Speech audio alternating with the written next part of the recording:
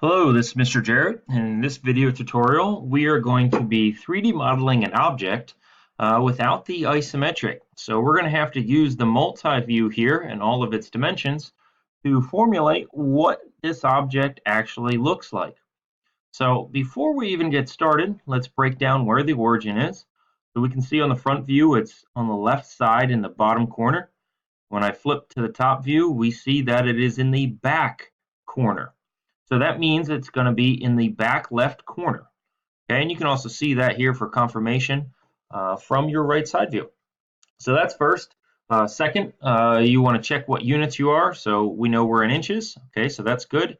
And then third, you need to start looking at some of the dimensions. So our dimensions here, we can see all of our width dimensions there. We can see all of our height dimensions here and our depth dimensions there and there. So I'll bring up this presentation again, just as a friendly reminder. So what we're currently looking at is the top, front, right, and our front view shows width and height. Our top view shows width and depth, and our right side view shows height and depth. So this is the weird thing that everybody gets confused on. That's your depth, and that is this stuff right here. Okay. Now to try to help you understand this a little bit more, if you want to look at top view, we see two circles that are cut out. So if I follow them straight down, that's what this hidden line is, hidden line, and then a center line that's going right down through the middle. So I'll zoom in so you can see that a little bit better. And that would be this right here. That's the center line. So that's the center of those two holes. This hidden line that's going straight up and down, if I follow that up, is this cutout. Okay, and it's a little bit harder to see this way. So I'll zoom back out. So this bottom line, this bottom hidden line, if I follow that over, that's this cutout. So the right side view is very confusing for people because there's a lot of hidden lines. Well, this cutout, if I follow that straight over, is this hidden line going horizontal. And then you can see a vertical one and a vertical one on the far outside that are even with the bottom. And that's this. Okay, so this is very confusing, but we're going to take it step by step. And the first thing is we're going to be probably working on the front view and then just extruding forward. So I'm going to start by pulling this over to my other screen. And in SolidWorks, you want to create a new part, and you want to make sure your units are in IPS. So then we're going to get the sketch tool and sketch on the front plane.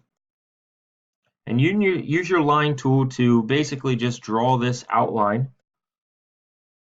And you want to make sure almost all of your lines here are horizontal or vertical, except for this one tiny angled line there that I just drew. If you need to fix up any of your relations, go ahead. You can see all of mine on my screen. They're just horizontal and vertical, other than that angled line again. Now, this has a flat top where this line and this line are even with one another, so it shouldn't be able to do this. So that means we need to select this line, hold in Shift, select the other line, and we are going to make them collinear. You can even see SolidWorks thinks that's what we want. That's why it made it bold. So they're collinear. So now they move up and down together. Okay. So then we can start dimensioning.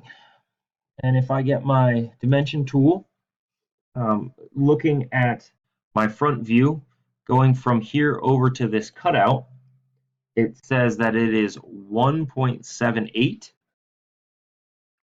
And from the far left line to the other side of the cutout, it has a dimension of 2.96. Now you might be asking, well, why didn't I draw any of these lines on the inside? Remember, those lines are things that we're going to do in other views. They are hidden from this view, so we can't use it. Okay. So the other measurements that we see, there's a hidden line going across here, but like I just said, we're not going to use that. So it has this line being 1.02. This is a 45-degree angle, so we can select the angled line and then the vertical line here, move our mouse up and make sure that is at 45. And then we need our overall height. So from the bottom all the way up to this line, looking on our right side view, pull this across, my right side view, if I follow this over, it says it is 1.4. Okay, so let's make this 1.4. And our overall height, so from the bottom all the way up to the top, we see on our right side view being 2.18. Okay. Now, these are still blue over here, or underdefined, because they can move left and right. So this bottom line, we need the total measurement, and we can see that on our top view. Our top view shows us right here that the total width is 4.78. So go ahead and put that in, and this thing should be fully defined.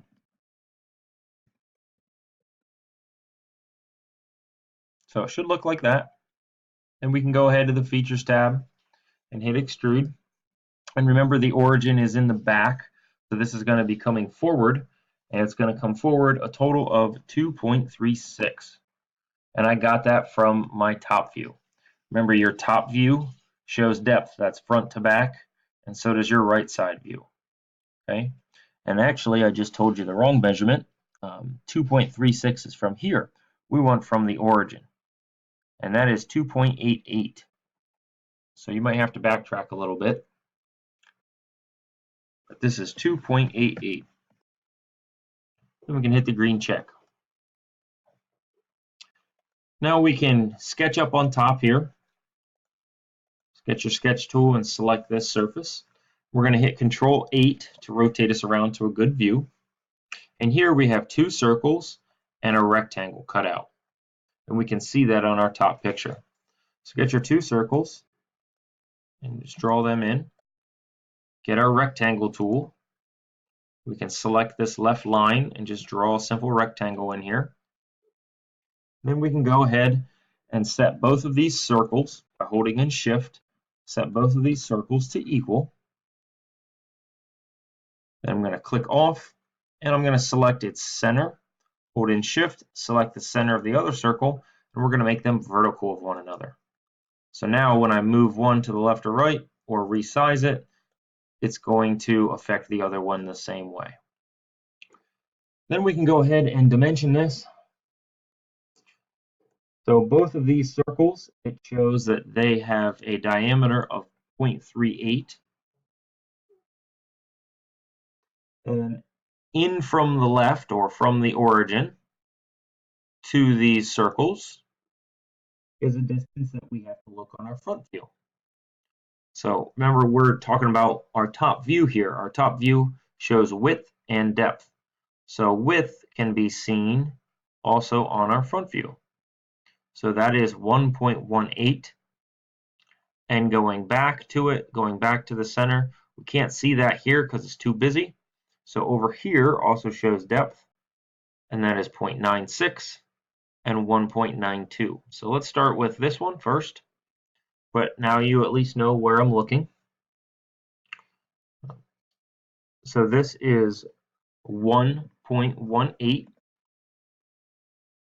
and then from the bottom in to the circle is 0.96, and from the bottom into the other circle is a total of 1.92. So those are fully defined. Now we need to work on this rectangle. The rectangle from the left into here, we can see on our front view is 0.44. And from our top view, we can see from here to here, it says is 0.52.